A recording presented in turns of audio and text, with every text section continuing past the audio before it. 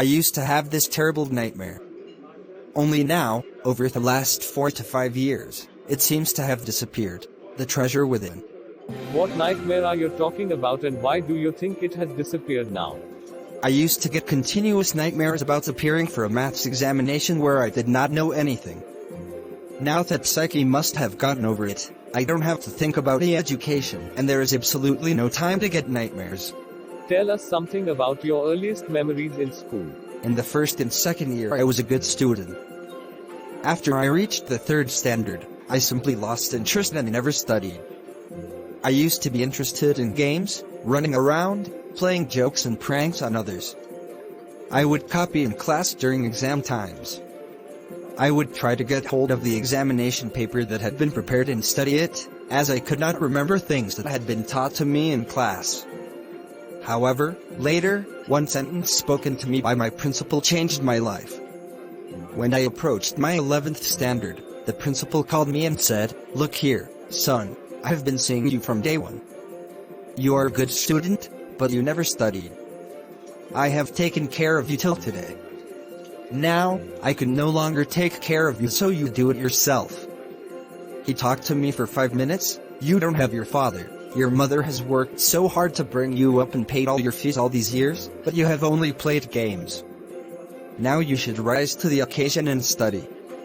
I used to be a very good sportsman. I had been the senior champion for so many years, and I also was the cricket captain. I used to play every game, but that year I did not step out onto the field. I would go for prayers, and all I would do was eat and study. I normally used to copy and pass, but I realized that once I was in SSC, I could not do that. When I got a second class, 50%, in my SSC, my principal said, "Son, consider yourself as having got a distinction." This is my memory of my school days. I did lots of other things. See, as far as my things are concerned, I can't remember.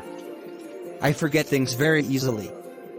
To remember, I have to see things as a photograph. I read a book and I can remember the matter as a photograph, but not through my mind. That is how it works. When you were in school and you were doing badly, did teachers pull you up? And how did you feel? I never felt anything on being pulled up. I used to be so interested in playing. I would receive a caning every week. When you knew that you had incurred the wrath of your teacher by not doing your homework or by behaving badly, when you knew you would get a caning, what was the state of your mind? State of mind? Just lift up the hand and they would cane you. It would hurt badly and then I would have to forget about it, because I would want to go and play. You never felt insecure or threatened? I was just interested in playing and nothing else. I was most interested in funny pranks. One day, I did not want to study, so I created a distraction. For 1 whole hour we played chore police. Every Saturday we were allowed to go into town to see a movie. So what I would do was have no lunch and collect money from 40 to 50 students, and run and buy the tickets. On my way back, I would eat to my heart's content. I used to be the leader of a gang. We would have gang fights and plan strategies. These things used to interest me more than any academics. Students used to book my textbooks for the following year, because they were almost brand new. I probably opened money day before exams. How did you get into the field of architecture? In the college for architecture, nobody who had got below 80-85% was allowed to enter. I had only 50%. I wanted to join the army. I got my admission letter, but my aunt tore it up. Then I decided that I wanted to join the police force. My mother said, "Don't join the police force, just do your graduation." So I went to Jahind College in Bombay. There, I was to either take French or German. Though I had studied French for 7 years, I did not know 7 words of French. So I took German. Then my German teacher died. The college told me that I could change the college or take French. Now, who would give me admission in another college? I had got admission to Jahind by influence.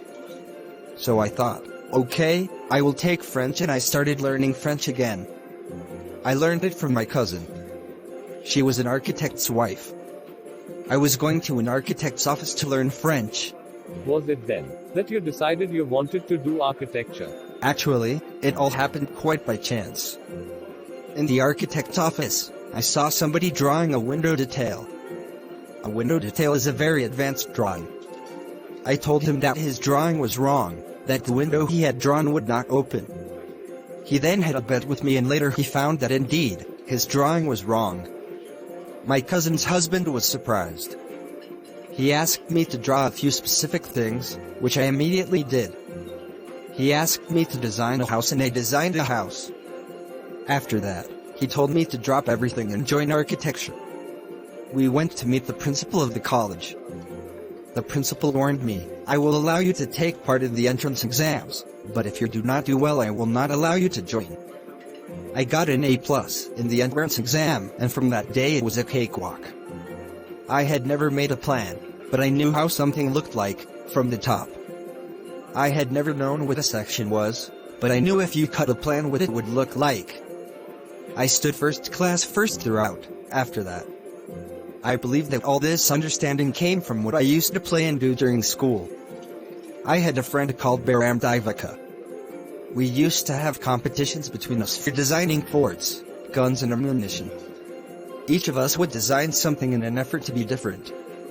In school, when I was in the 2nd or 3rd standard, one of my teachers, Mrs. Gupta, saw my sketches and told me, "See, you are useless in everything else but your sketches are good. When you grow up you become an architect." I did not know at the time, but she was right. Later, after I became an architect, I went back to meet her and tell her. Why do you think you did not like studies? Was it because you felt you could not cope, could not deal with the curriculum? I was very bad at languages. Science and geography I could deal with, maths was very bad. I just was not interested. I was studying for the sake of studying. What they taught me today, I would forget after 2 days. I would not bother because there was no application of mind there, to begin with.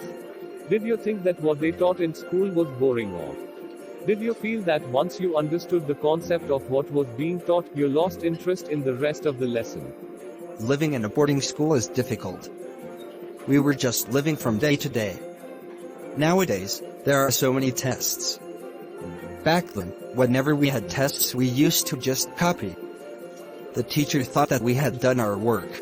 There is a contention that giftedness and learning disabilities go hand in hand. Do you think this applies to you? Well, take some students from my class. Those who always stood first or second are today doing very ordinary jobs. I have come across this situation in so many different places, where people tell me that their class toppers are doing very ordinarily today. In school, I think living our lives there made us street smart. I have learned more by doing what I did on my own than what academics would have taught me. That is because personality and skills were there. You were able to find expression in a manner you were comfortable within. You defied every rule so that nobody would stop you from doing what you needed to do. I was more interested in other things. If, for example, while in class, it started raining outside, I would think of the flowing water and how to build a dam to block it. I would be thinking about the flow of water within the dam and how much of water the dam would be able to hold. That was my interest for the day.